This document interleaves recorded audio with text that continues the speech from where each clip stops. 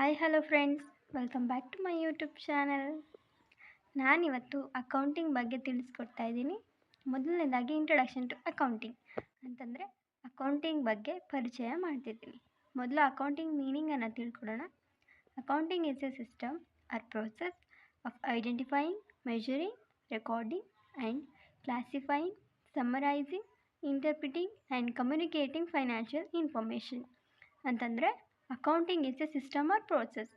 Accounting ಒಂದು systematically process ಆಗಿರುತ್ತೆ. ಅದನ್ನು ನಾವು ಇಷ್ಟ ಬಂದಾಗೆ ಬರೆಯೋ ಹಾಗಿಲ್ಲ, ಅದಕ್ಕೆ ತಕ್ಕಂತೆ ಸಿಸ್ಟಮ್ ಆಗಿ ಇರುತ್ತೆ, ಅದನ್ನು ಬರಿಬೇಕು.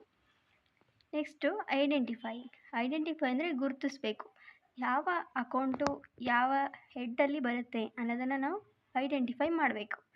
ನೆಕ್ಸ್ಟು ಮೆಜರಿಂಗ್ ಅಂತಂದರೆ ಮೌಲ್ಯವನ್ನು ಗುರುತಿಸೋದು, ಅಂದರೆ ಮನಿ ವ್ಯಾಲ್ಯೂನ ನಾವು ಮೆಜರ್ ಮಾಡಬೇಕು.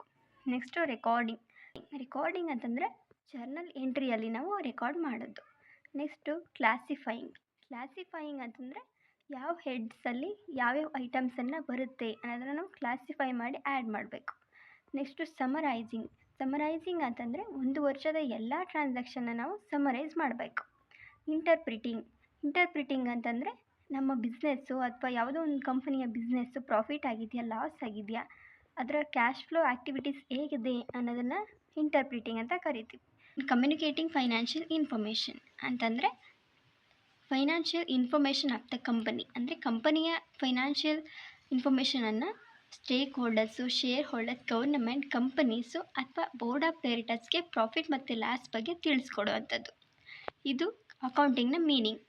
ಅಕೌಂಟಿಂಗ್ನ ಕಾನ್ಸೆಪ್ಟ್ಸ್ ಮತ್ತು ಥಿಯರೀಸ್ನ ಕನ್ನಡದಲ್ಲಿ ಸುಲಭವಾಗಿ ಅರ್ಥ ಮಾಡ್ಕೊಳ್ಬೇಕು ಅಂದರೆ ನಮ್ಮ ಚಾನಲ್ನ ತಪ್ಪದೇ ಸಬ್ಸ್ಕ್ರೈಬ್ ಮಾಡ್ಕೊಳ್ಳಿ.